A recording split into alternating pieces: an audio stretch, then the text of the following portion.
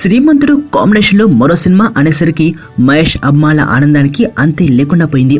శ్రీమంతుడు సినిమాలో మహేష్ని చూపించిన విధానం, ఆయన పాత్రని తీర్చిదిద్దిన తీరు అభిమానులకి భలే నచ్చింది. తాము తెరపై మహేష్ని ఎలా చూడాలనుకున్నామో దర్శకుడు కొరటాల శివ అలాగే చూపించాడని సంతోషం వ్యక్తం చేశారు అభిమానులు. అందుకే ఇప్పుడు రెండోసారి మహేష్ కొరటాల శివ కాంబినేషన్లో సెట్ అయ్యేసరికి ఒక్కసారి అంచనాలు పెరిగిపోయాయి. అయినా సరే కొరటాల మాత్రం తన లైన్ అంచనాన్ని అందుకునేలాగే ఉంటుందని కాన్ఫిడెంట్ గా చెబుతున్నారు.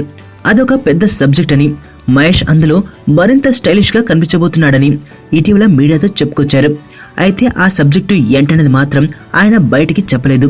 తాజాగా బయటకొచ్చిన సమాచారం మేరకు ఆ సబ్జెక్టు నిన్ను నువ్వు ప్రేమించుకో అనే అంశమే అని తెలిసింది. ఉరుకుల పరుగుల జీవితంలో చాలా మంది వ్యక్తిగత జీవితాన్ని ఆస్వాదించలేకపోతున్నారు. ఓ ప్రవాహంలో కొట్టుకుపోతున్నట్లుగా జీవిస్తున్నారు. అదే అంశాన్ని ఆసరాగా చేసుకునే కొరటాల తనదైన శైలిలో కథ రాశారట. అందులో హీరోయిజంతో పాటు ఎంటర్టైన్మెంట్, మంచి సందేశం కూడా ఉంటుందట. కొరటాల ఏ సినిమా తీసినా అందులో సందేశం తప్పనిసరిగా ఉంటుంది. కానీ అది సందేశం ఇచ్చినట్లుగా మాత్రం ఉండదు.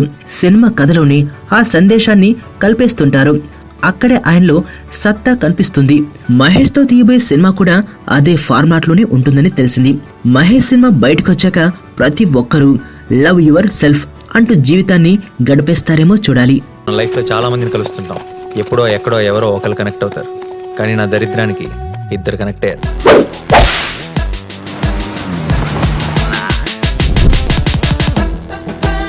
ఈ స్మైల్ చాలా బాగుంది. నిజం అనుకోవద్దు, అబద్ధమే. బానే ట్రై చేస్తున్నావు. I love you. జోక్ చేయకు.